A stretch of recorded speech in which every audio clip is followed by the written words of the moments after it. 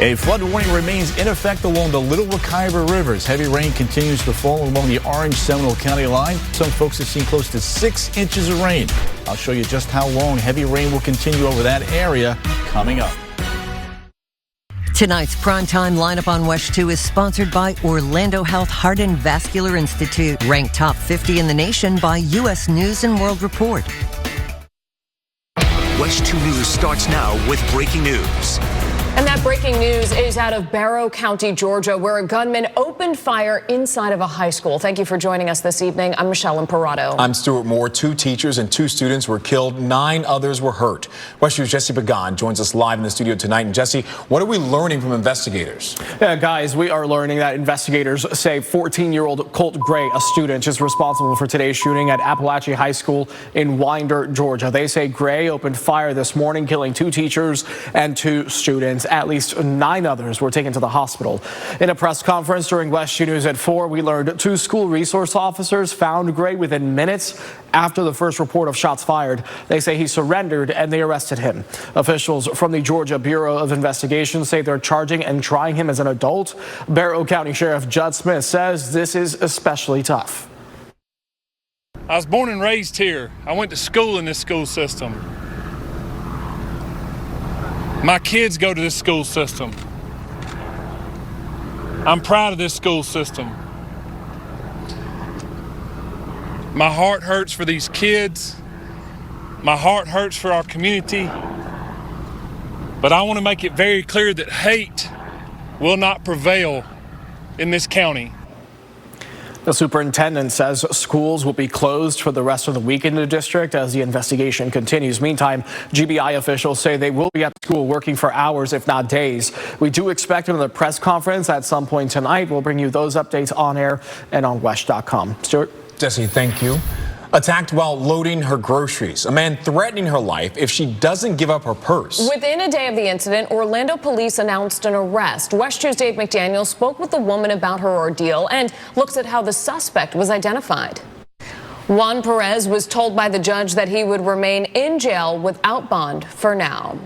All right, it's time now to talk about our weather. Take a look at this video that's just into the newsroom from Chopper 2 of flooding in Orlando. Strong storms moved through central Florida this afternoon, and we got inches of rain here. First Warning Chief Meteorologist Tony Manolfi joins us now. Tony, are these showers pretty much moving out? Depends on where you are. Here in the flood zone from earlier, yes, the weather has moved on. Now, good news is that the flood warning for Orange and Seminole County has been discontinued. However, there still is a flood warning for the Little Wekiva River here, and we're going to continue to watch the rise on the river. It should start to come down here within about the next half hour. Up towards northern Marion County, we have yet another flood advisory. Heavy rain here.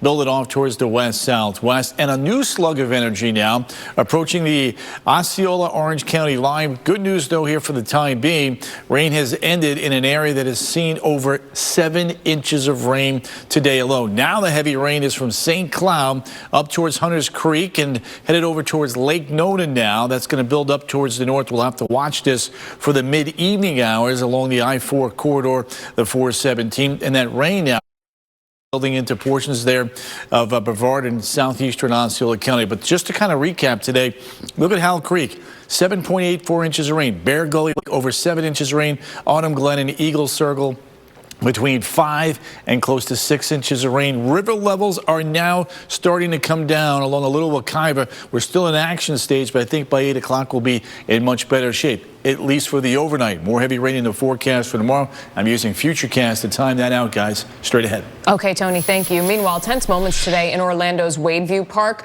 Orlando City Commissioner Patty Sheehan went to Stephen and Ann Harrison's home to address their questions and concerns about this flooding that happened in Wadeview Park on Sunday. The Harrisons, along with several other homeowners who live on Cayley Street, blame a major construction project on Delaney Avenue for the flooding. That's this here. They say the city blocked the drains, sending water down their street and into their homes.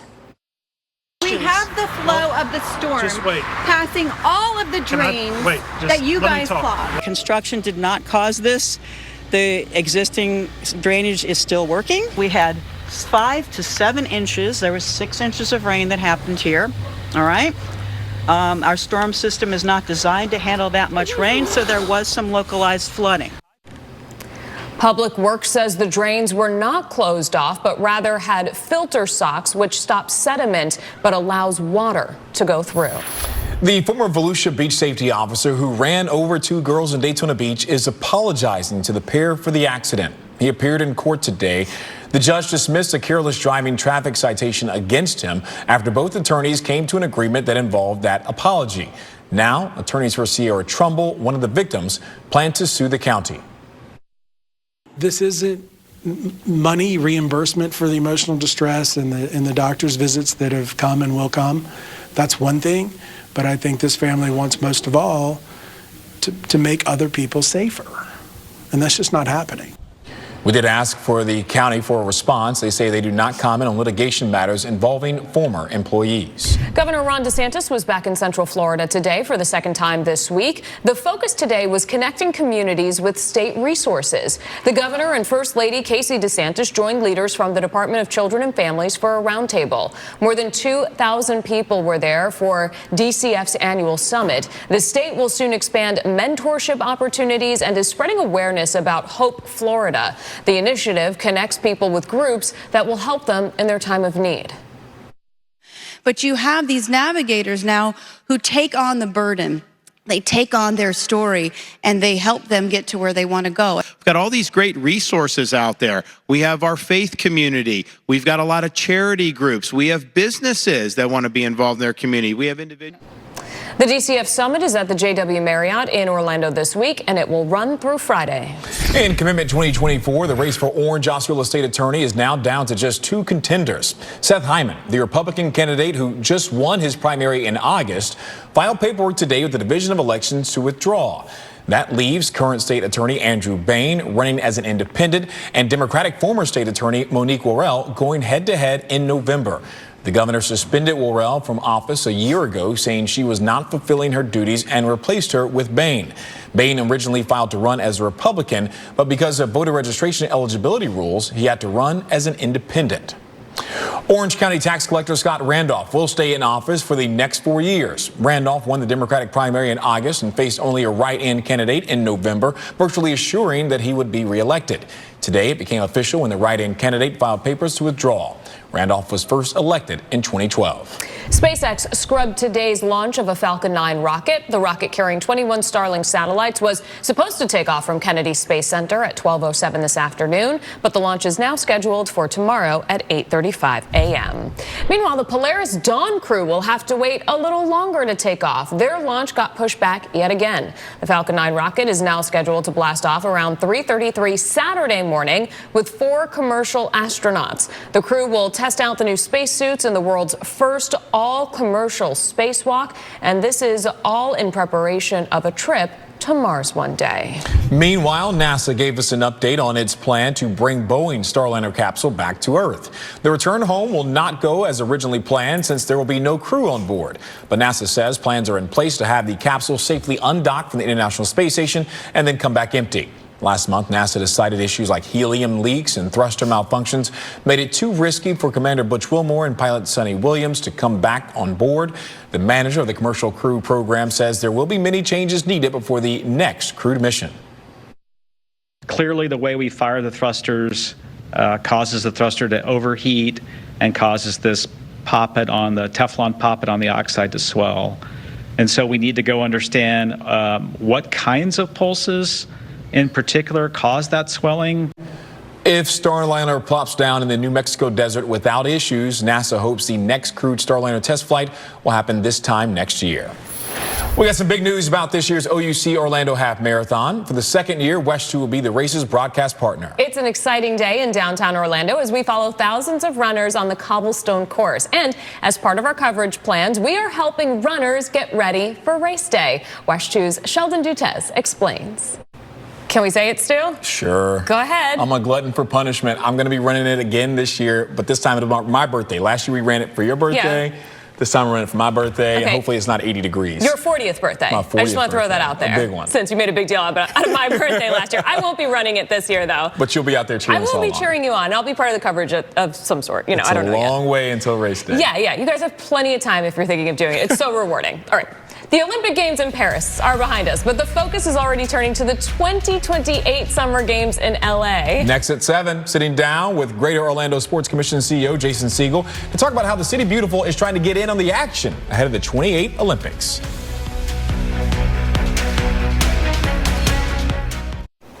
Welcome back. The Olympics are in the rearview mirror. The Paralympics have just 4 days left, and discussion for the next Summer Games in LA are already ramping up. CEO of Greater Orlando Sports Commission, Jason Siegel, joins us now in studio. We can't wait to see what happens, and thank you so much for all your hard work and making sure that we can get that here.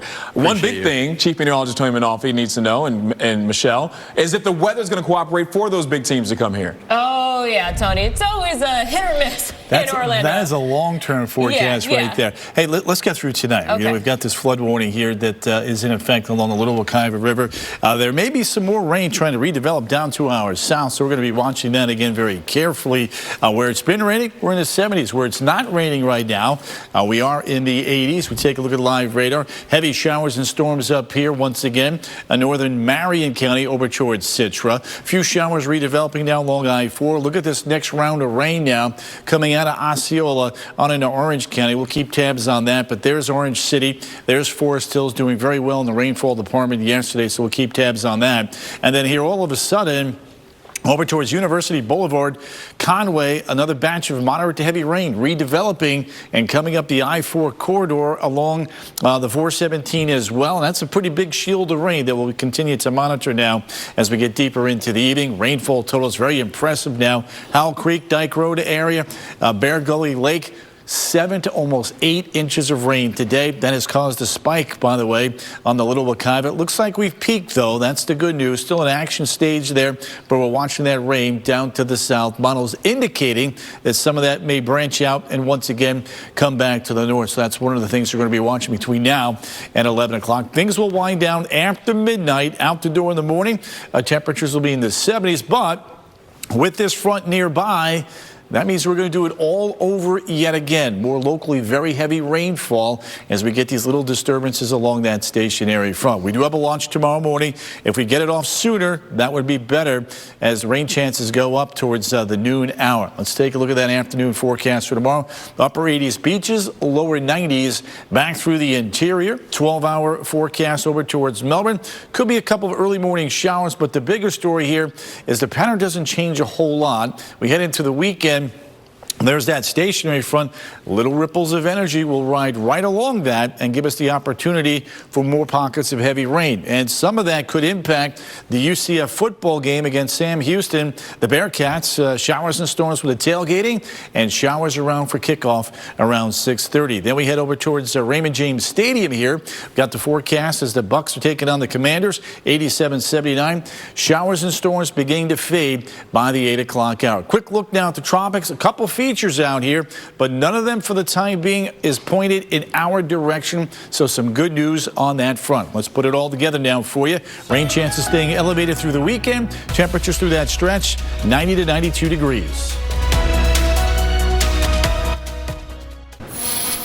Welcome back. If you need a handsome little goofball in your life, meet Spartacus. This 1-year-old mixed breed is currently being fostered through the Pet Alliance of Greater Orlando. Spartacus's family tells us that he flashes his big smile whenever he's on a walk or enjoying playgroup. Spartacus is both house and crate trained, and if you want him along on your next adventure, head to WESH.com to see all of his adoption details. Tonight at 11, we are staying on top of that tragic news out of Georgia. 4 people dead in a high school mass shooting. WESH 2's Summer Knowles is joining us in studio with some local stories that we're also following. Summer. Hey guys, well, a local state rep is accused of letting the bird fly during a court hearing. How Randy Fine is explaining the obscene gestures that could end up with him being held in contempt of court. Plus, how a family is now reacting that an 18-year-old is charged with a man's murder in Leesburg. We have all the details tonight at 11. Back to you. Summer, thank you. That does it for now. Join us again at 10 on the CW18 and 11 o'clock right here on WESH 2. And the news is always on WESH.com and the free WESH 2 News mobile app. Have a wonderful evening.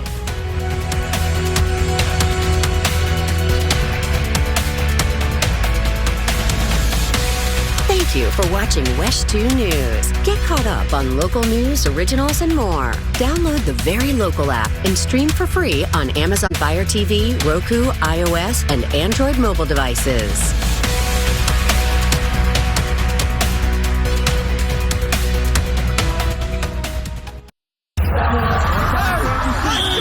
Friday nights are made for high school football. And at WESH 2, you get more games, more highlights, and more unforgettable moments. Friday Night Hits, Friday at 11:15, sponsored by Cool Today.